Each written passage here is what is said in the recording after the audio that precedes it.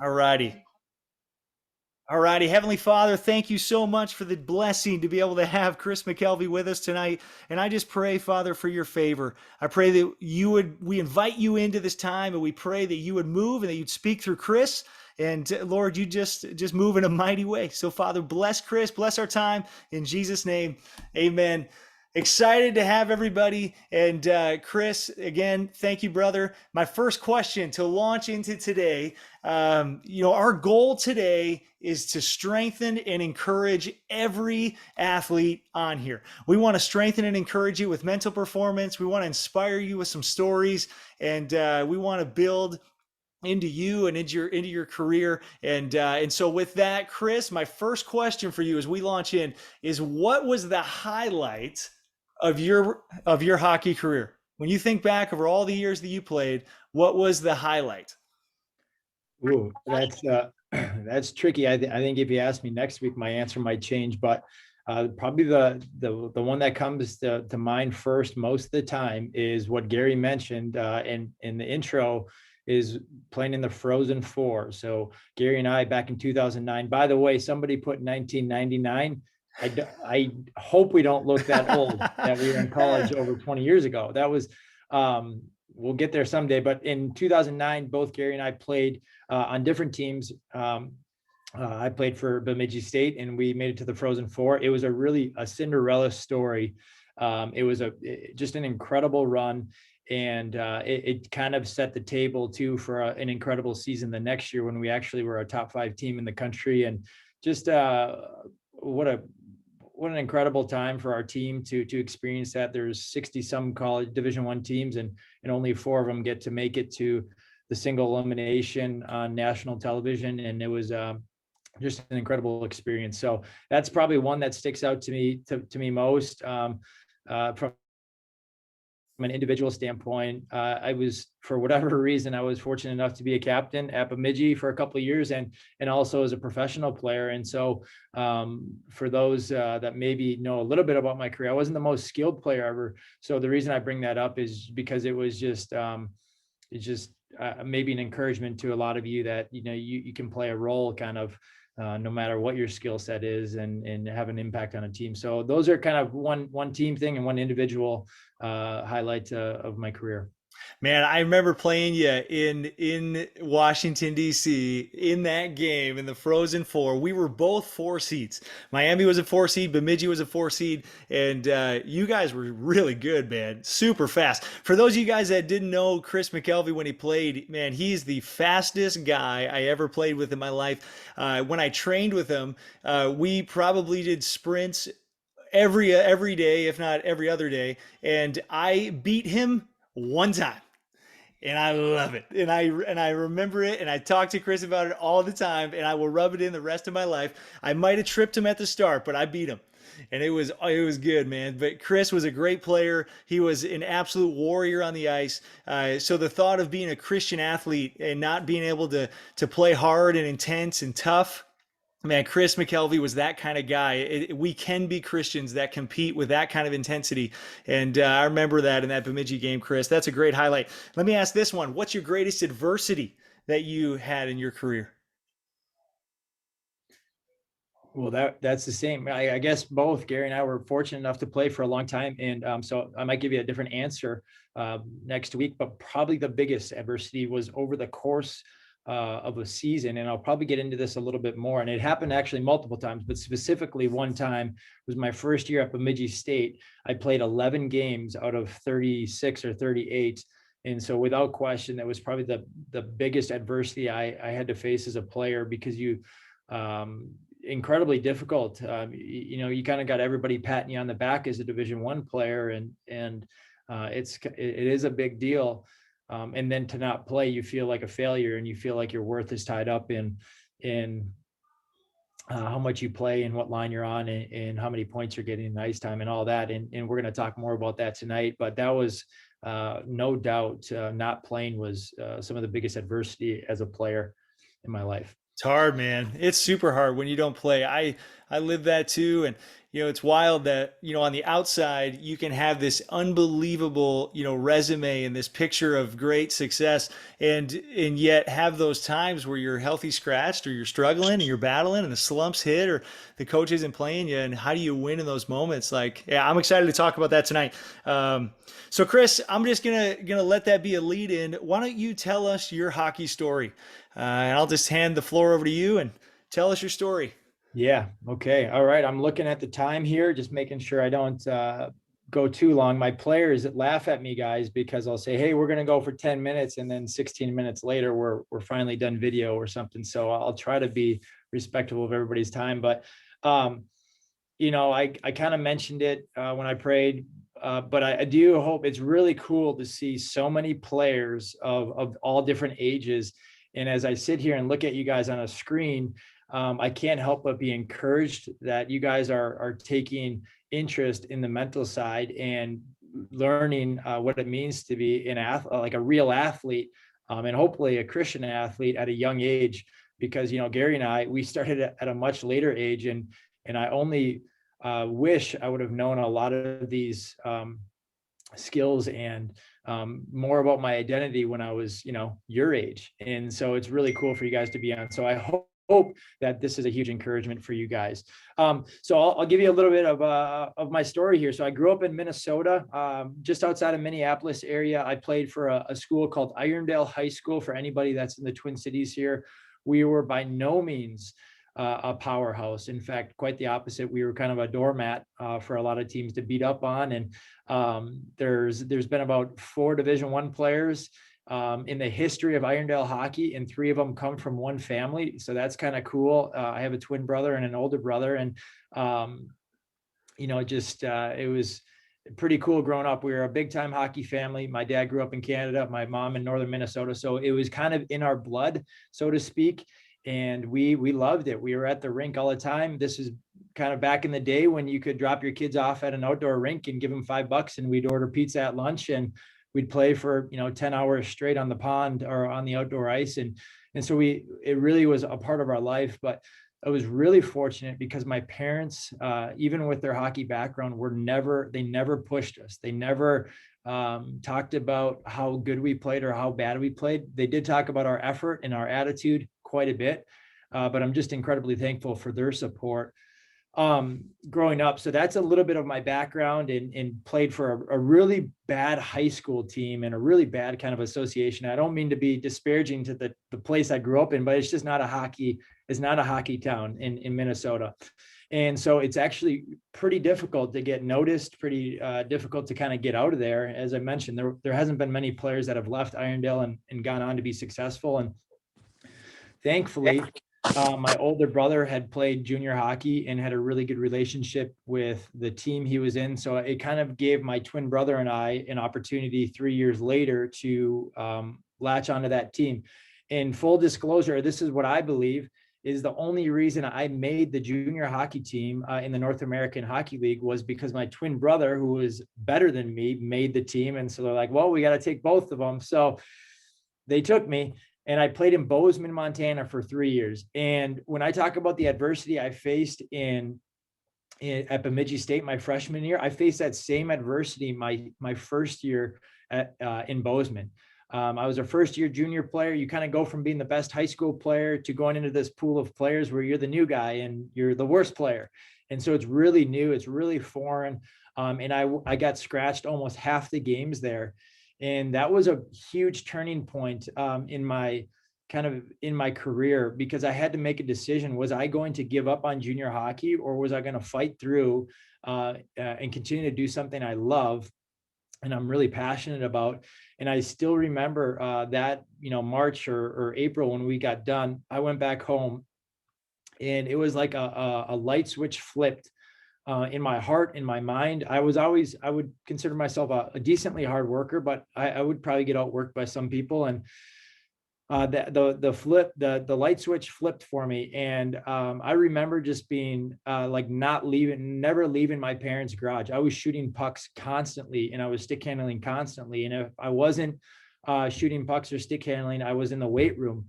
because I found that that was the way that I was going to separate myself from other people. So then I go back for my second year, completely transformed, and I'm going to have this big year, and I'm going to go Division I. And the first exhibition game of the year, I got tripped and I broke my leg. And whoa, that's crazy, and so this adversity hits again, and it was so difficult. And so I come back about 8 weeks later, and again, I've transformed my body. I'm ready to go. I know what it means to work hard at this point, or so I thought. And no kidding, the third game back from injury, I dislocated my shoulder. And so I missed a couple of games, and I came back, dislocated my shoulder again. And about 3 weeks later, it got to the point, they don't have braces like this anymore, but they had this like canvas brace. And some of the older guys might know what I'm talking about. They had me in this canvas brace, and my shoulder came out in Helena, Montana, and they couldn't get it back in because this brace was on so tight. So, and I'm not even kidding. I don't know if you younger kids can understand this. In between periods, they laid me on a bench. They held my arm out in front of me, and they stepped on my chest with their boot, and they just yanked on my arm. And it sounds incredibly painful, but it actually, once they got the shoulder back in, it was like the biggest relief ever. So that ended my season. So I ended up playing like 12 games that year. So I go from training all summer, breaking my leg, then dislocating my shoulder enough to require surgery. And there goes my second year of juniors. And that, just like that. And I thought I was done. I thought I was done playing hockey. And I think it was probably my parents that really said, hey, you've worked really hard at this. We didn't plan on having you play juniors for 3 years, but you can do it if you want to. And so I went back and I played, and it ended up being an incredible season. At the time, we had set the record for most consecutive wins. I think we had a 23 game win streak, and we had about 9 players play Division I off that team, and got an opportunity at Bemidji State. I told you a little bit about my freshman year at Bemidji State, and then I slowly worked my way into the lineup. My sophomore year, became a captain. My junior and senior year, went to the Frozen Four. Senior year, we were an even better team. We were a top 5 team in the country, and I got an opportunity to play professional hockey right after. And the crazy thing is everybody probably looks, here's my story, some of you younger guys, and probably think that I was an all-star, excuse me, all-star growing up, or first line at Bemidji. And I never probably cracked the second line at Bemidji State, believe it or not. I was a third line player for most of my career, third or fourth line player. And just found kind of a niche for what I could do and what I was really good at. And I remember having a conversation with my coach my senior year, and I said, I want to play pro hockey, but I don't understand why I'm not getting opportunities on the power play. And he said, Chris, you're never going to play pro hockey as a power play player. And it was actually, believe it or not, it was a weight lifted off my shoulders. And I said, okay, this is what I am. I'm a penalty killer. I'm a more of a checking forward. I'm a hard worker and these different types of things. And I really embraced it. And sure enough, he was right. I got my opportunity as that type of player. And so from Bemidji State, literally 3 days after we lost out to Michigan in the quarterfinals of the national tournament, I got an opportunity in Hartford, Connecticut, which was the Hartford Wolfpack, and they're the New York Rangers farm team. And so I played there for 6 games after my senior year. And then I went on to play 2 more years there. My first 2 years of professional hockey. And we'll talk about an experience. Here's a guy who never played on a top line, hardly ever played on a power play in my life. And I'm playing with these guys who played on the national development program that have 500 NHL games, that are making millions of dollars. And I'm driving a 96 Toyota Corolla to practice every day and just trying to find a way to survive. I mean, literally trying to find a way to survive, to the point where I had almost so much anxiety, like I didn't deserve to be playing with these players. And it caused a lot of fear. And I know we're going to talk about that a little bit more, and really some insecurities. Every time I missed a pass, I would have these mental like wars going on in my brain, like I'm not good enough and I can't play with these guys, and look at the money they've made, or look at where they've played. And so it was a real struggle. But what I will say, it was an incredible, incredible time in my life. My first training camp, I got to sit right next to Marion Gabrick and be coached by John Tortorella for the 2 weeks I was at training camp. I've got to play at in the NHL rookie camp up in Traverse City, where they bring about 12 teams to Traverse City, and all the rookies play, all the prospects play. And so I had some really incredible opportunities, but it was a hard 2 years. I spent a little bit of time in the East Coast Hockey League, spent about a month there each of my first 2 seasons. And really I remember going back home after my second year of professional hockey, and I was about ready to quit. And I thought it was maybe just time to be over, maybe time to look at some European options, but thought it was time to be over. And just prayed about it and sought a lot of counsel, and ended up signing in Albany, New York for the New Jersey Devils farm team, which was in Albany at the time. They're not in Albany anymore. I think they're in Binghamton now. I ended up playing there for 4 years, and it was an incredible 4 years. And that's another crazy story too. Talk about some adversity. I remember kind of surrendering my career and just being open-handed with everything and going to a new place. And it just so happened that it was the lockout year. So for you young guys that don't remember, the lockout is when the NHL goes on strike. Basically, they were not playing because of some contract issues. And so what they did is they sent all the NHL players, except for the big time stars, down to the AHL. So no joke, we had like 37 guys on our AHL roster for the first 4 months of the season. And there was two guys that were new on the roster, me and a guy who had won the Stanley Cup. And so I'm going, how am I ever going to play? Like, I'm never going to play here. And it became this, it was awful. I mean, it was freeing, but it was awful because I got scratched the first 17 games of the season.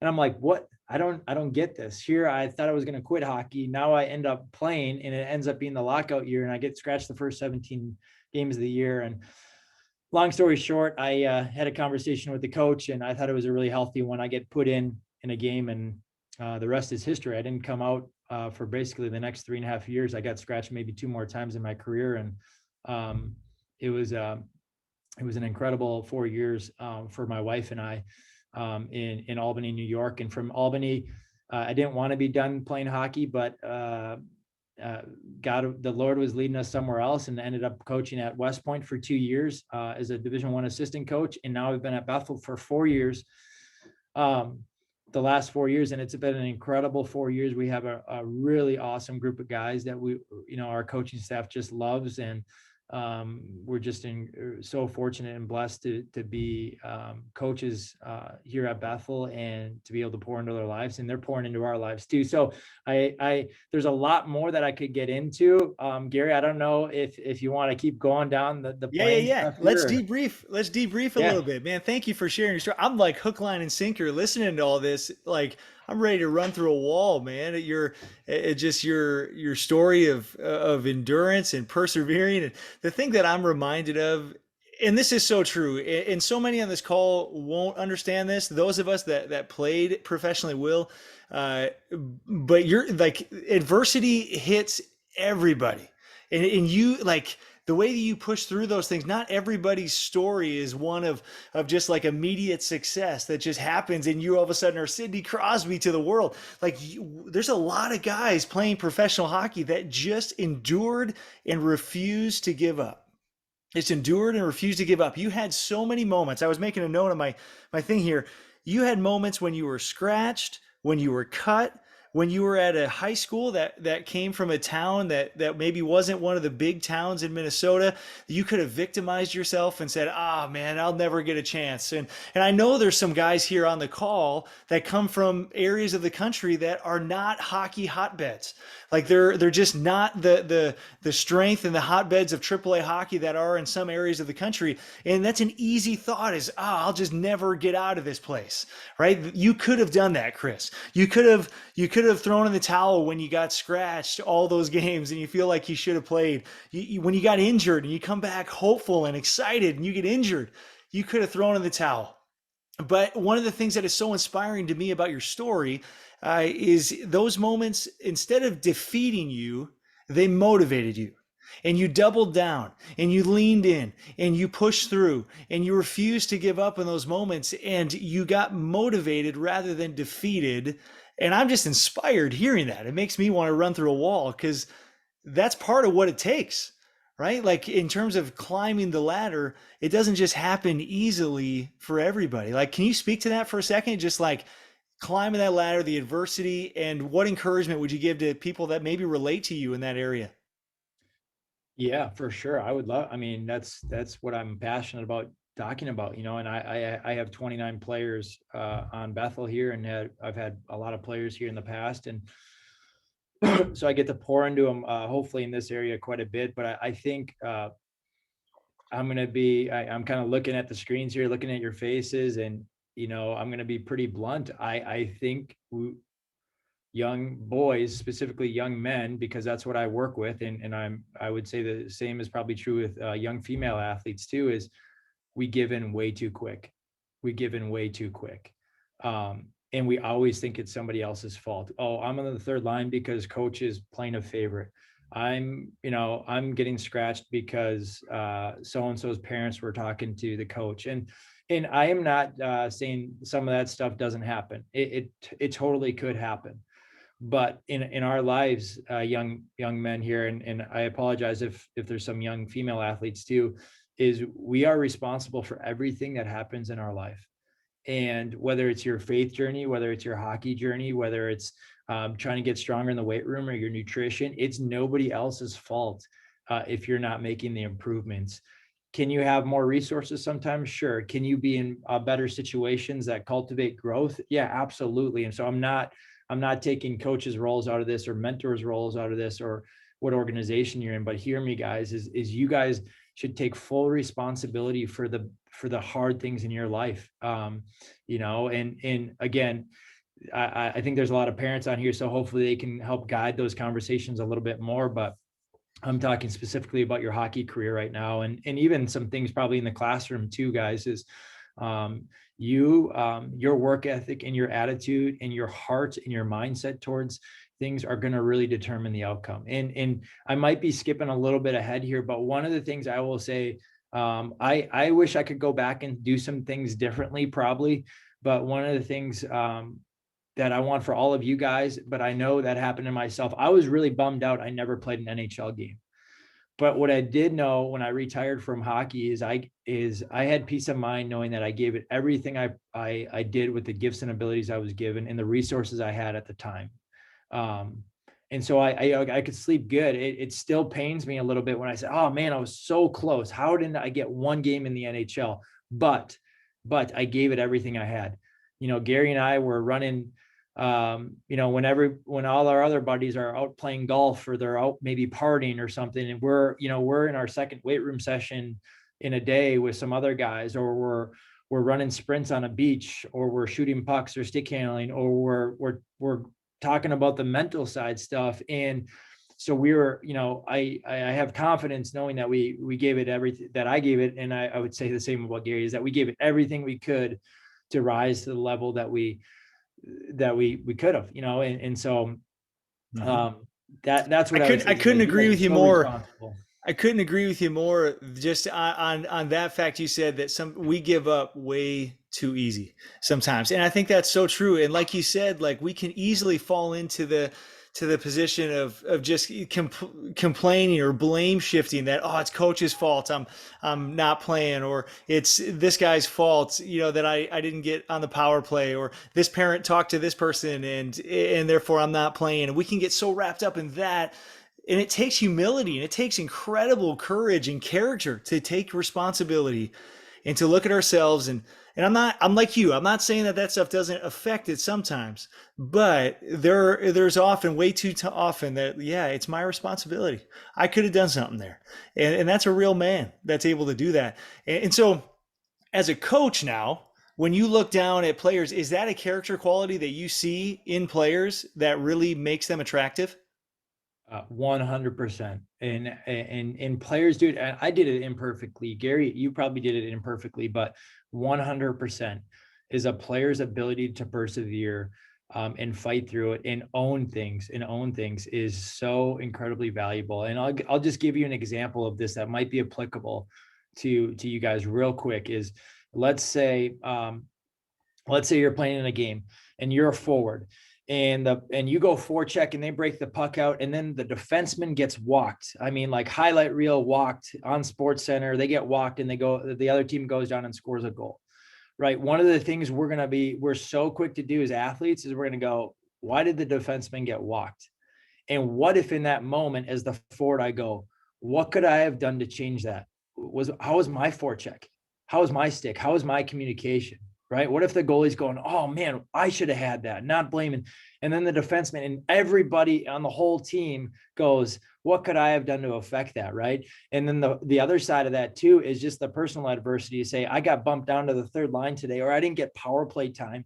Instead of leaving the rink and complaining about it, is saying, okay, what can I do differently? And sometimes maybe if you're in a position, maybe some of you older players, is to have a mature conversation with your coach. Hey, coach, do you mind if I just, you can do it in a very respectful way. Do you mind if I just, ask you why you pulled me off the power play? Okay, coach. Yep. Got it. I'm going to work on that. I'm going to be better tomorrow. And, coach, it's your decision. Whenever you want to put me back on the power play, I'll be ready to go. But if that day comes, so I think there's probably two things there, but yeah, absolutely. It's a huge quality that we look for, Gary, in players, is that ability to persevere and to take ownership in things. That's good. That's good. When you talk about this, the word that comes to my mind is resilience. These are resilient athletes that take responsibility for their actions and that really own their career in a sense. Like ultimately God is in charge of our life. He leads us, he opens up doors, he directs our steps completely. But within that, we can take responsibility for how we act off the ice, for the like you said, the way that we even think about mistakes. Instead of blaming others, we look at ourselves, and if I'm that forward and that D gets walked, it's, man, was I back checking hard enough? Could I have stopped that? Or did I make a mistake, 2 minutes earlier that led to that? And all of a sudden that I set him up in a bad way. What a just revolutionary way of thinking. And that would absolutely set players apart. So I think, man, I'm inspired just hearing that. I want to shift gears. One other thing you talked about with your career is you knew who you were as a player and you accepted it. That day that the coach told you that you weren't going to be a power play professional hockey player, you talked about how weight got lifted, but at the same time, it was part of, you had to embrace that. I find in my experience, and you can speak to this, that I think a lot of athletes really struggle to embrace not being the superstar. They really struggle to embrace it. And I wasn't that guy. Like you, we worked our tails off. I was not the fastest, most skilled, highest point getting guy. Like I wasn't that guy. I wasn't the guy in the headline newspapers. I wasn't the guy that was making first team and second team all-star. I wasn't the guy that was, the most famous guy, all the time. I wasn't that guy. I had to battle like you did. And so, but the temptation's always there that I need to be that guy. So talk to us about this idea of embracing who we are as a player.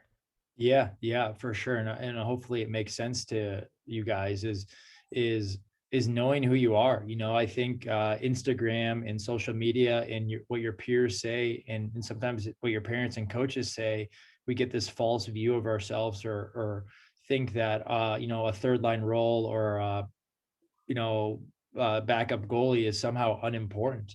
And so, for me, a huge change in my mindset was understanding that like my skill set was to be a very good skater, to be a very good penalty killer, to be a great leader on the team, and to have the best work ethic.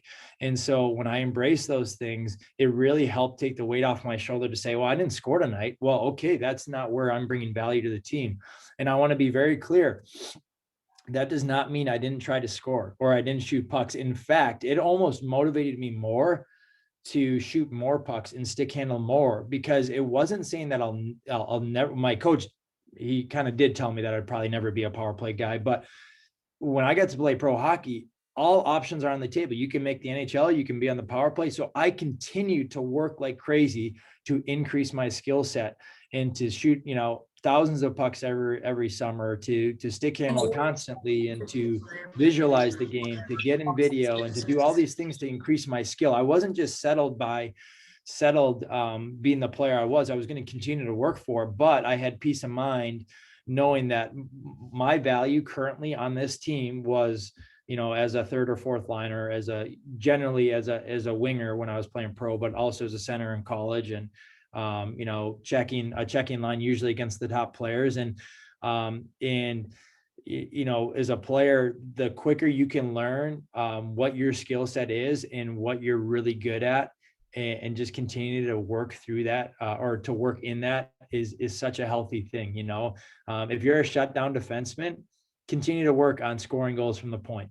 Continue to work on breaking out the puck, but be excellent at being a shutdown defenseman. And it is really freeing when you can do that. Yeah, I hear you. I think 100% when you know who you are and you embrace that, you actually become better. Like your value can rise, and it's hard. It's hard because people, like the people that score and the people that wear the captain letter and the guys that play the power play, like they get the attention. They get sometimes what we feel the opportunity. But when I think back over my career, I was fortunate when I played in Allen to win 2 championships in a row in the ECHL. I was fortunate over the course of my whole career. I look back, it's crazy. I was blessed to win a championship at every level I ever played at. Gift from God. Can't believe it happened.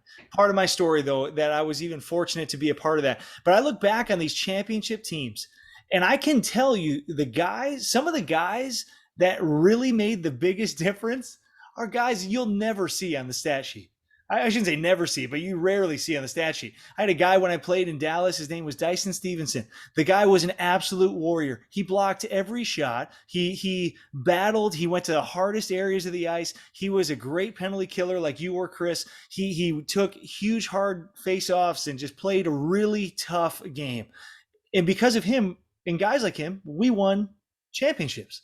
And so I know for you as a coach now, those guys are vital to your roster. Not everybody's going to be your top scorer. You need a whole bunch of guys. Can you speak to that as a coach? Like, do you see value in guys that maybe aren't on the top of the score sheet? Yeah. I can't even tell you. I mean, I could talk on this forever. It's so important to us, and it's, and even in the NHL, I challenge you guys to go on the NHL.com and look at minutes played. And oftentimes the number one penalty killer is right up there with the top line forward. And sometimes on some teams, obviously that's, some of those players do both, but, you can get a ton of ice time by buying into your role. You can get a ton of just trust in your coaching staff to, hey, there's a D zone draw. All right, that third line or that fourth line guy, he's going out because we know he's gonna compete like crazy. He's gonna block shots. He's gonna get the puck out. That guy's gonna go out first on the penalty kill. He's gonna be out twice on every penalty kill, and so that guy's gonna start the game. I can't tell you guys how much. And again, I almost hesitate to you hesitate as a former player to talk about yourself a lot. But I, like I said at the start of this, I want this to be an encouragement to you guys that my story could be, you could mirror my story to make it your own. And I can't tell you guys how many games I started as a professional player, as a fourth liner, because our coach is like, hey, we need 3 guys that are going to go out there and set the tone. And we need 3 guys that are going to be super reliable. And they're probably not going to score the opening shift, though they might get an opportunity off their forecheck, but they're going to go out and just give us, a hard 45 seconds. And how many times myself, and part of it was I had such a good centerman at faceoffs, we would start every penalty kill and we'd finish every penalty kill. I got about 45 seconds to a minute extra of ice every time there was a opposing team power play on the ice, just because I was willing to buy into being a penalty killer and a checking role. And I'd look at, if there wasn't many penalty kills, I wouldn't play as much. But there was many nights when I was playing 15, 16, 17 minutes a night. That's like top line minutes a lot of times. So it ended up being pretty cool. Last question on this, and then I want to ask you about your faith. Will scouts see those players? Because I think the temptation as a kid is, man, I'm not scoring. No one's going to recognize me. No coach is going to see me. No, I'm not going to get an opportunity. I have to be one of those guys. Do scouts find those guys? Yeah, scouts do find those guys. I'll give you a great example here at Bethel right now. We have a guy who's going to be a rising sophomore. I got to be careful in case if I got players on the call, but he came in as a tier 3 player. So we're recruiting mostly tier 2 players, and he got scratched the first 10 games this season. He played the rest. He's going to be a huge player for us going forward, and he's probably going to be a captain. He had 15 points in junior hockey, and he's a defenseman, but he's just a tremendous character and brings tremendous value. And we learned about that because we saw this guy who was relentless when he played. He wasn't putting up points. So we didn't know, we go to the game, we see the top 5 guys who've got all these points, but we're still watching to find the best player. And then we see this guy who's competing like crazy. He's wearing a letter on his chest. And then you talk to the coaches after, and his coaches are saying how impactful he is in the locker room and what kind of work ethic he has. All right, we're talking to that guy. I want to know about that guy. So yes, absolutely, you can get noticed by doing it the right way, by being a character guy, by working incredibly hard. And you know what? And the other thing is that your guys' age too, especially your guys' age and into AAA hockey and then junior hockey eventually, is for the guys that are younger, is you guys are at a young enough age too, where if you continue to just be relentless in your skill development, you will get better. Gary and I were both at a level. I mean, we were at, I don't want to say the top of the pyramid because we weren't in the NHL, but we were getting to this spot where, we were just trying to make we were working our tails off just to make incremental improvements, where you guys are in a time in your life where you can make massive improvements in one summer. And so I just want to say that to you young guys too, is like,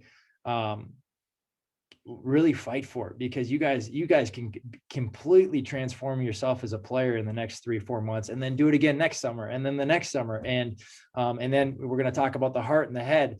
You do those things, and man, you guys are going to be in, I'm going to love seeing you guys in 10 years playing college hockey and junior hockey. And if not, I know you're going to be super high character young men too. So, man, come on. This is so encouraging. This is so rich. And I think this completely ties into our faith, our walk with God. For those of us that are Christian athletes, like this, the resilience that you speak to, the handling of adversity, the endurance, the toughness that you're referring to, the ability to take responsibility for your actions, to embrace your identity. These are things that you and we talked about all the time that are hard, but our faith was crucial to helping us actually do it. So why don't you share with us in the last 15 minutes and that we have today, give us your faith story. What does your faith have to do with this, and how does your walk with Jesus impact you, in your career?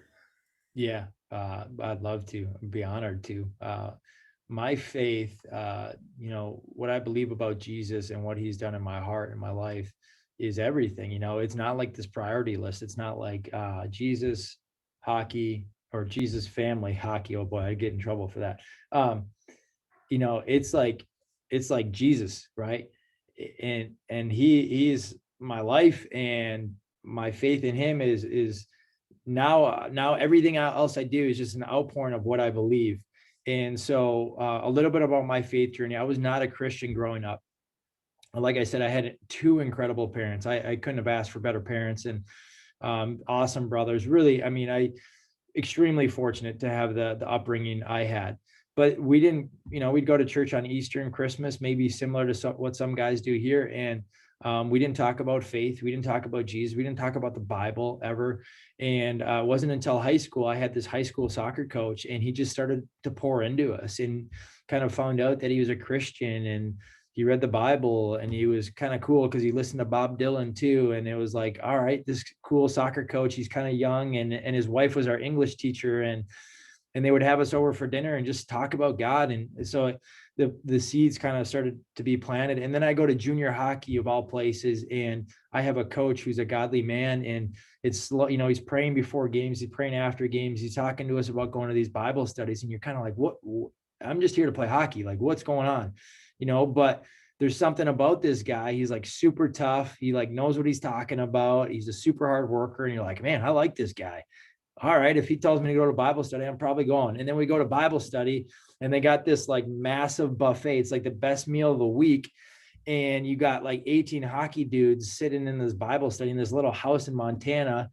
Um, and they're just hammering us with the Bible and they're in God and like what it means to be a Christian and what that looks like. And they're also like not like shaming us because we were out partying the night before. Like it was so cool. And so it was in Bozeman, my first year. I was going through, if you guys remember back to my story, I'm going through getting scratched and like what is going on. My identity is so tied to being a hockey player that anytime I had failure in hockey, I was completely crushed. I'd walk around like I was depressed and my head down and I wasn't valuable. And it was a February night in Bozeman, Montana.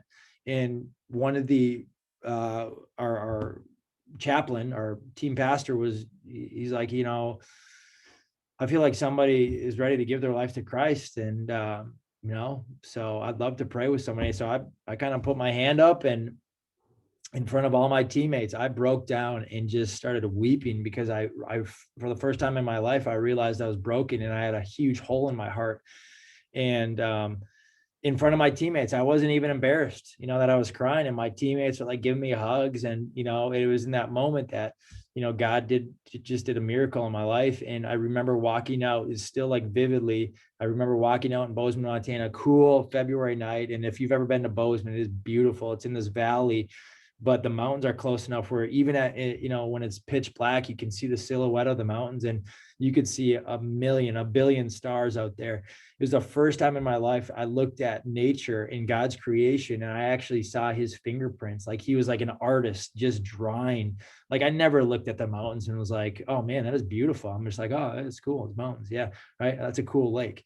And now I'm going, oh man, look at how incredible this creation is. And there was just something inside me. Like we all have this, we're all created this way to just like look at his creation and just be in awe of it. And so I was in awe of it.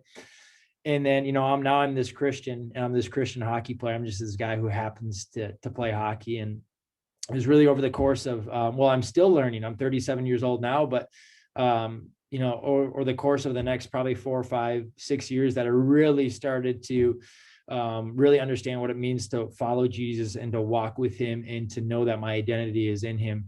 I still struggled with some identity issues in terms of, I was a young Christian, and my identity still was tied to how many games I was playing, how many goals I was scoring, what line I was on. And each and every year, it was like kind of like God was just kind of like beating that out of me almost, in a sense. And I don't think that's probably the best term, but it really is. Like I was getting scratched or I was getting hurt, and he's just like, hey, Chris, your identity's not in hockey. Like, your identity's in me. And so then I'd get hurt again or whatever. He was allowing me to get hurt, and not to get too much into that, but through that, it just, he really taught me what it meant to follow him. And then it really came to a head, and I'll be done here in a second, Gary. It really came to a head when I was about to quit hockey after 2 years in Hartford, Connecticut with the New York Rangers. I was about to quit hockey. And it was kind of, that's really when Gary and I started connecting on identity stuff. And then really, I think that it was the next summer that it even really took even more. But, I went into the lockout year and I got scratched 17 straight games. Well, it was that summer when I learned about my identity and who I really was in Christ.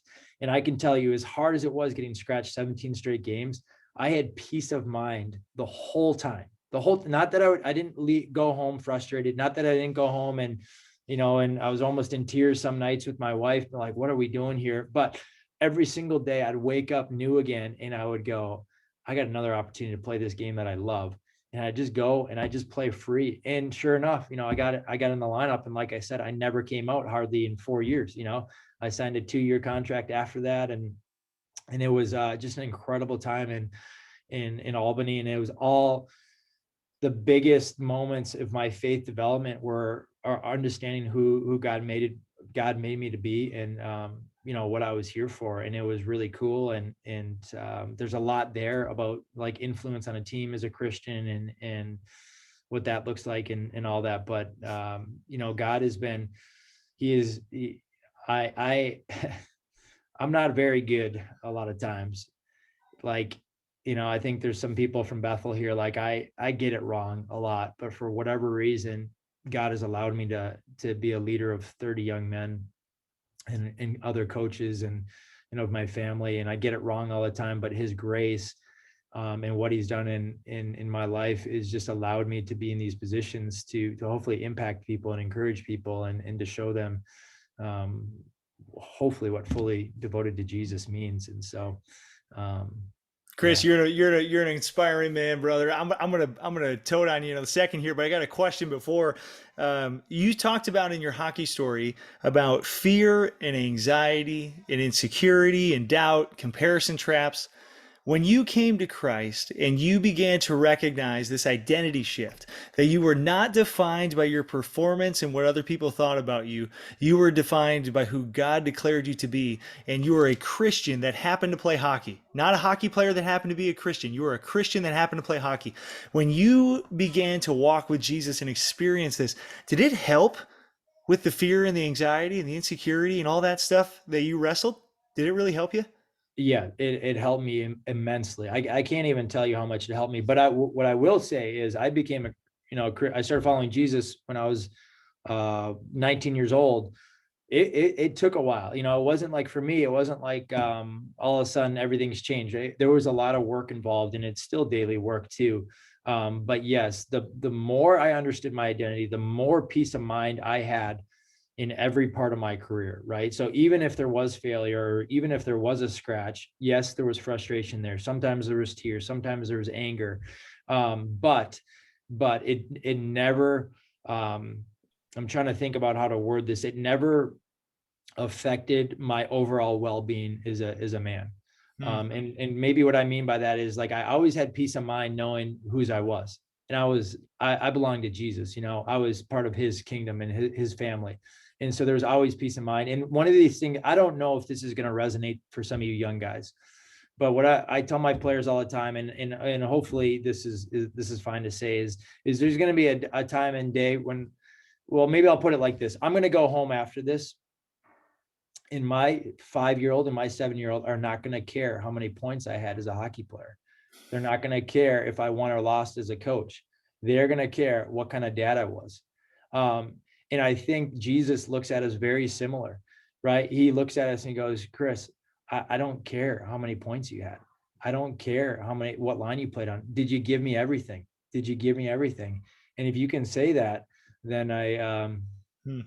then yeah, I mean, that's what it's about, Cool. It's like, what did you do with the gifts and abilities I gave you? So Man, and I think that applies to all of us, even parents on the call, coaches, whoever's listening. Like, and it makes me think of what John Wooden said, that success is knowing that you did the best you could to be the best you could possibly become.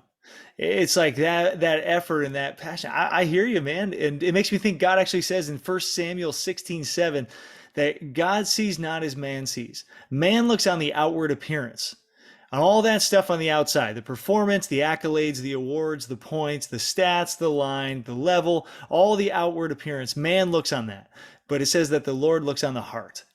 And for me, that's been a massive encouragement to me to take into my life, because I struggle with this. I struggle to think, and to view myself through my performance and what others think. And it becomes one of the greatest hindrances to my confidence. And so, man, what a powerful thing you're speaking to. And guys, I gotta say about Chris Mckelvie, this is another thing in regards to his faith. For those of you that have been involved in FCA, that have gone to some of the stuff with FCA, like specifically the huddles, the FCA huddles, Chris Mckelvie was really the catalyst for these discipleship calls to get kicked off years ago, when it was probably back in 2012, 2013. Chris Mckelvie, amidst his career, amidst the adversity, he was organizing Christian athletes in the pro world to gather together, to spur each other on, to lock arms, to encourage each other. The legacy that this man has left is extraordinary. So here he is fighting through adversity, fighting to make the lineup, to make teams, to get contracts, to not get defeated by the adversity. And yet he's still making an impact on other Christian athletes and on teammates, and inviting guys to gather together to chase after our Savior. And what an encouragement that is to me. But because of what he did, FCA, really launched into a huge huddle ministry that has, dozens and dozens of athletes gathering together to do the same thing now. And I'm inspired by that, Chris, because your faith drove your actions, your performance, and what people thought about you didn't stop you from living out your faith. And I got to tote on you for that, man, because you made that impact on me. And we have a book now, The Mental Side, because of those things you did pouring into me. And I'm thankful for you, man. So you left a huge legacy. And isn't that inspiring, guys? Isn't that inspiring that you can be not the top guy points wise? You can be maybe the guy that's going through adversity and coming out of a location that just isn't the hockey hotbed. You could have similar relatable moments like injuries or just feelings of rejection or getting scratched that Chris went through. And through the example that he set, the resilience, through being motivated, not defeated, through taking responsibility for your actions, through leaning into your identity in Christ and recognizing that you're not defined by your performance, and every day is an opportunity. It's an opportunity to play this game we love, but an opportunity to find a way to climb and to get a little bit further.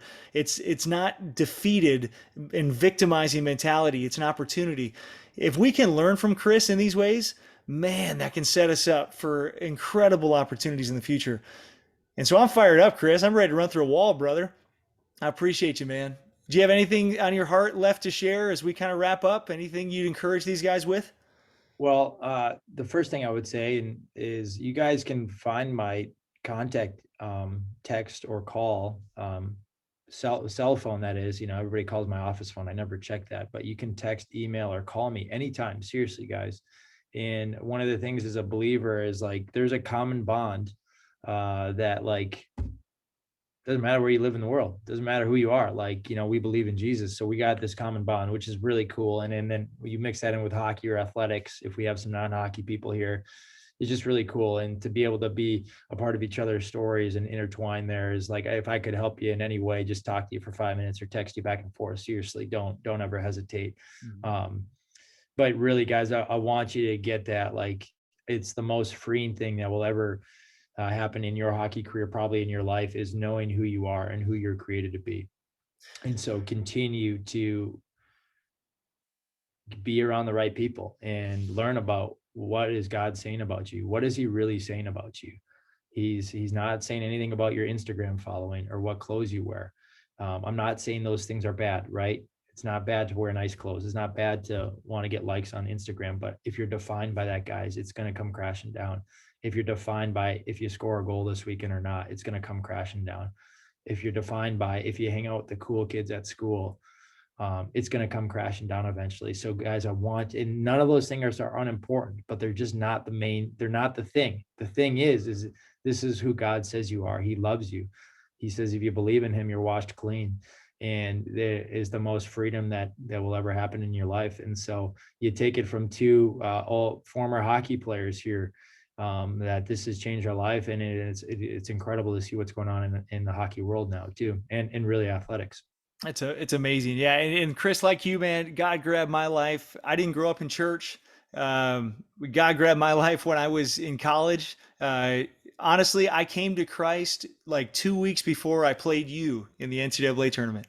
My first game ever was playing against you as a Christian. That was my first game ever as a Christian athlete, was against you. So pretty wild. But, let's say that there's somebody on this call that God is tugging in their heart, that they want to learn more and they want to start walking with you, that maybe they relate to you and they're just wrapped up in all the different struggles internally, and they want to know who Jesus is and what that even means for my life and what it means to walk with him. I'm going to ask you, Chris, in a second, will you pray for anyone in that situation? And I'll ask any of our guys that are on, or our gals that are on, if that's you, like, let's say that you really want to learn what it means to walk with Jesus, that he died on a cross, that he rose from the grave. What does that even mean for me? And how can I be a Christian athlete in that way? I'm going to invite you. Will you just send me a message in the chat bar? And for whoever sends me a message and wants to learn more about that, me and Chris Mckelvie and you guys will get on a small breakout call here at the end, and I'll let Chris share with you about some next steps that you can take. So if that's you, please send me a direct message, and we'll help you in regards to what that means to take that next step. But in closing, Chris, I'm going to ask you to pray for us, and just pray this thing out. And then, guys, I'm going to share a few announcements, and we'll be done. So, Chris, thank you very much. But I'll hand it over to you. Go ahead. Yeah, well, guys, this real quick, this fired me up. I can't tell you, I haven't done this as much as I used to do it, working more camps and stuff. And so it just fires me up to see young hockey players, or young athletes, really young athletes. And by young, I mean just anybody who's 20, 25 and younger, but is so cool, guys, that you guys are taking time out of your Monday night to do this, and just encourage you guys to keep doing stuff like this. Keep doing, whether it's Gary's or another ministry, or just keep learning about what God says about you and what he's trying to do in your heart. It's so important. So I'm going to pray. Father God, we just thank you so much for this day. We thank you for who you are and your beautiful creation. We thank you that you can bring us together on a Zoom call and don't know each other, and yet you can speak to each one of us. I pray for each and every young athlete on this call and the parents on this call, Lord, that you would continue to work in their hearts. For those that already have put their faith in you, that you would just continue to grow them and encourage them, and that their lives would look more and more, be more and more of a reflection of you each and every day, that they would continue to grow and learn about you, and then go out into the world and show people you. For those that are maybe on the fence or don't believe, or like, what's this all about, Lord, I pray that you would just open their eyes, and that their hearts and their ears, and they would just continue to learn about you and respond to how you're calling, that they would have the courage and the boldness to say, yeah, I want to learn more, or I want to follow you. And so we just thank you so much for who you are, what you're doing. I thank you for what you're doing in each of these lives, because I really do believe that you are doing something in everybody's life that is on this call right now. And so we just thank you so much. Thank you for Gary and his work on the mental performance and all that he's doing. And we just thank you so much for this call, and it's in your mighty name we pray. Amen. Amen. Amen. All right. Well, as we wrap up, guys, if you are one of the guys that really wants to get into a breakout session with Chris Mckelvie and me to talk about, starting to walk with Jesus and what that looks like, please send me a direct message. Just a reminder for that. Before you get off, I would like you to do one thing for Chris. I would like you to directly message Chris Mckelvie, directly message him. And I'd like you to tell in one sentence, how did this talk impact you tonight? How did this talk encourage or impact you? I'd like you to send it directly to Chris so he can see how God really used him tonight to hopefully be a blessing to you. Will you just share that to encourage him? You can start doing that now. But as we wrap up, just a few things. We call this the behind the scenes story night. We go behind the scenes with different Christian athletes and different leaders, and we just ask you to share their story, and we talk about things like this. So we're going to do this every second Monday of the month. All right, so you can mark your calendar for July 11th. July 11th, we are going to have Josiah Slavin is going to join us. Okay, Josiah Slavin, he played this year for the Chicago Blackhawks and for the Rockford Ice Hogs. He's a first-year pro guy this year. He got his first opportunity in the NHL, and he's going to talk about his story playing hockey, and he's going to talk about his faith. And we're going to do that on July 11th, so you can mark your calendar for that. If you want to join the confidence workshops that I'm going to do, the one on Inside Out and the one on being a captain, please be aware in your emails. I'll send that link out. This week, there is a discount for 25% off if you want to do it. And I'll send that information in an email. You can also find that on my webpage at garysteffes.com/events. But I'd love to have you guys be a part of that workshop. Hopefully we'll see you July 11th. Chris, awesome, man. Amazing. Absolutely love it. And please, if you haven't sent Chris a message, send him one directly. But with that said, everybody, you are dismissed. Thank you so much for getting on tonight. Love you all. And Chris, love you, man. Thank you so much. Thank you.